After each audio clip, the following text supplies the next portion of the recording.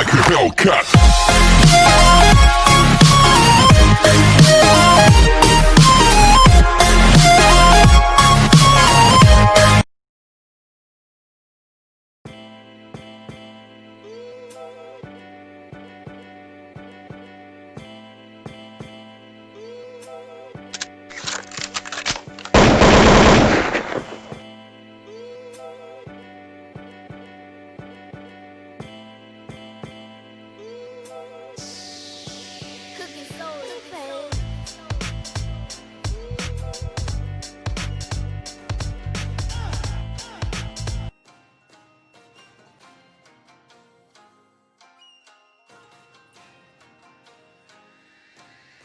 दोस्तों, स्वागत है हमारे YouTube channel bell super star में। मैं राजेंद्र विश्वकर्मा। हम इस वक्त मौजूद हैं ग्राम सभा सुगैना के ग्राम प्रतिनिधि इंद्रभान यादव जी के यहाँ। आइए उनसे कुछ खास बातचीत करते हैं और उनके गांव के विकास के बारे में जानते हैं।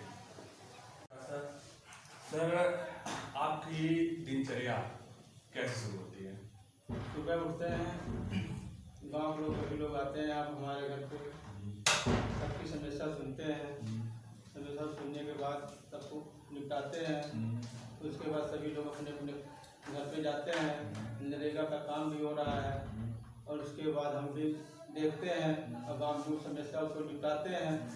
उसके बाद हम अपनी बुला के चले जाते हैं, यही सब देखते हैं। यानी कि सबसे पहले आप लोगों की सेवा करते हैं। सुबह उठते ही आप जो है आपके यहाँ लोग आ जाते हैं, कुछ समस्या को लेकर के, कुछ प्रॉब्लम को लेकर के, उसको आप सॉल्व करते हैं। सॉल्व करने के बाद वह सब नरेगा के अन्य कामों में चले जाते हैं। गवर्नमेंट का जो भी काम होता है उसमें चले जाते हैं।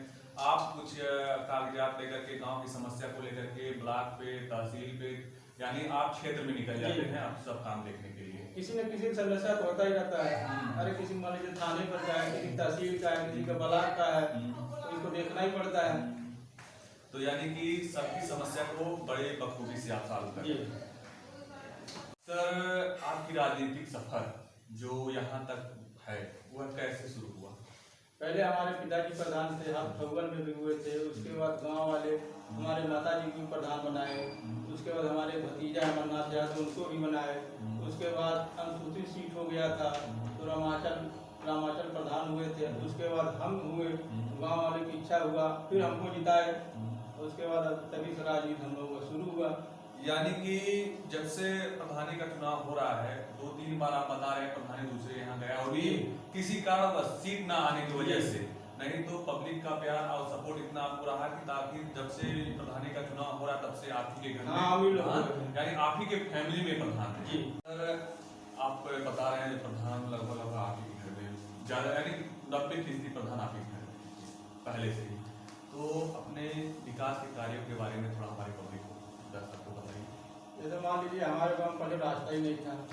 गाँव में कीचड़ बहुत था। जब हम प्रधान हुए हैं तो पूरा RCC करवाए हैं, गाँव को इंटरलॉकिंग करवाए हैं, नाली बनवाए हैं, खड़ंजा करवाए हैं, राशन कार्ड बनवाए हैं, जॉब कार्ड बनवाए हैं, बिजली का पोल लगवाए हैं और सबको नरेगा का काम भी दे रहे हैं।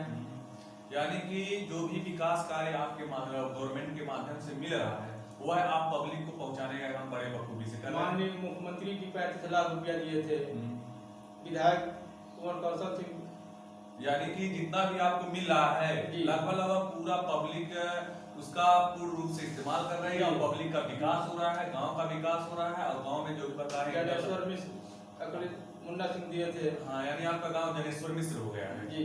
तो RCC रोड बन गया है, इंटरलॉकिंग का काम हो गया है और जो भी बता रहे हैं जॉब कार्ड, नरेगा, जितना भी आपके गवर्नमेंट की तरफ से विकास आ रहा है लगभग पूरा यहाँ पे सबको मिला है। सब कुछ एकदम पब्लिक। जो प्रधानमंत्री मोदी जी का अपील है स्वच्छ भारत स्वस्थ भारत जी, इसके बारे में आपका क्या कहना है? सर, अपने गांव में लगभग 550 शौचालय बनवाया हूँ। सफाई कर्मी डेली आते हैं हमारे गांव में, नाली वाली डेली साफ सफाई करते हैं, स्कूल में भी जाते हैं, झाड़ू वहाँ भी लगाते हुए आते हैं, दवा का भी छिड़काव करते हैं।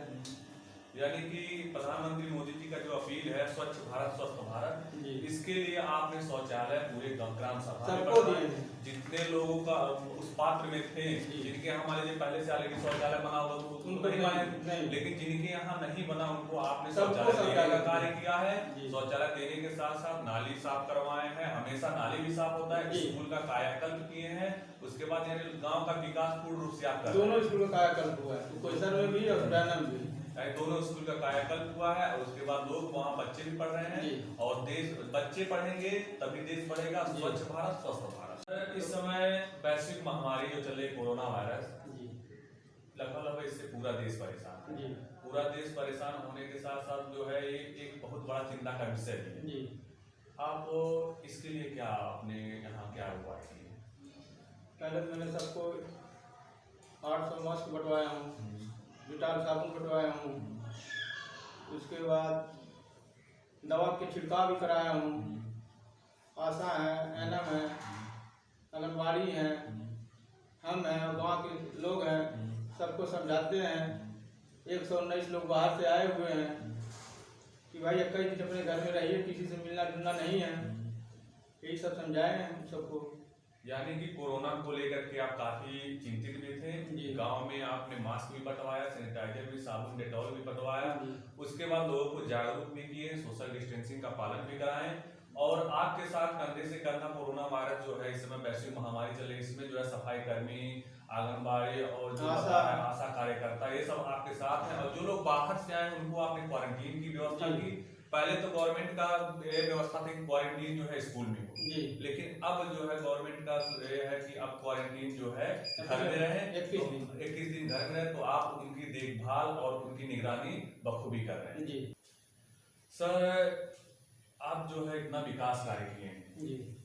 विकास कार्य के साथ साथ जो है आपने गांव को पूरी अच्छी व्यवस्था में लाए हैं, स्कूल का कायाकल्प कराए हैं, तो सर आपका आगे का लक्ष्य क्या है? आगे का लक्ष्य हमारा यही है कि मान लीजिए नवंबर दिसंबर में चुनाव होगा, महामारी चल रहा है, कोरोना से सब परेशान है, जो काम अधूरा है पब्लिक फिर हमको चाहेगी, जिताएगी, फिर अगले 5 वर्ष में उस काम को पूरा करके हम दिखाएंगे सबको। यानी कि आपके कहने का मतलब है कि आप जो भी विकास किए हमें लगता है आपको कम है। जी।